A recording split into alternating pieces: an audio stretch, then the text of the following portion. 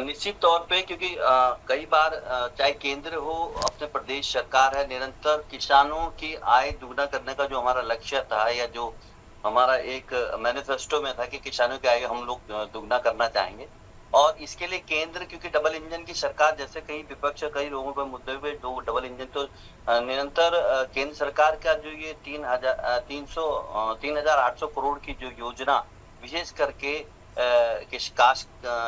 किसानों के उत्थान के लिए और किसानों की जो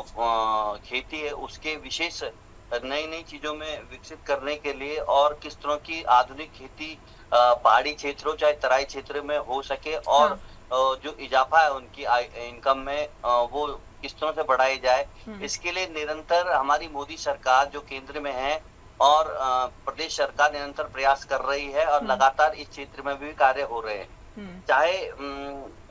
सीमांत क्षेत्र हो या कोई तराई वाला क्षेत्र हो हुँ, और चाहे उसमें सिंचाई की व्यवस्था हो या गूल की व्यवस्था हो या निरंतर उनको आधुनिक खेती के संबंध में कृषि विभाग या उद्यान विभाग के माध्यम से नई-नई योजनाएं जो बीज आवंटन केंद्र बनाने की स्थिति हो तो पहाड़ी क्षेत्रों में मैं खुद कई क्षेत्र में जब मैं व्यक्तिगत गया हूं तो उसमें मैंने देखा है कि कई जगह जो आने वाली फसलें हैं उनसे पूर्व ही किसानों को या काश्तकारों को बीज मुहैया कराए जाते हैं और जहाँ पर कोई अगर उद्यान क्षेत्र में कार्य कर रहा है तो हमारी प्रदेश सरकार निरंतर उनको एक उचित दाम पर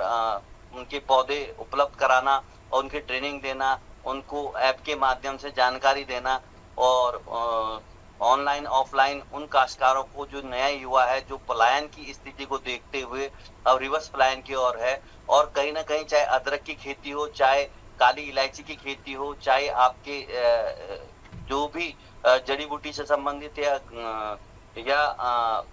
संतरे की या कीवी के क्षेत्र में निरंतर जो कार्य जी। किया, चाहे सेब के क्षेत्र में पहाड़ी जहाँ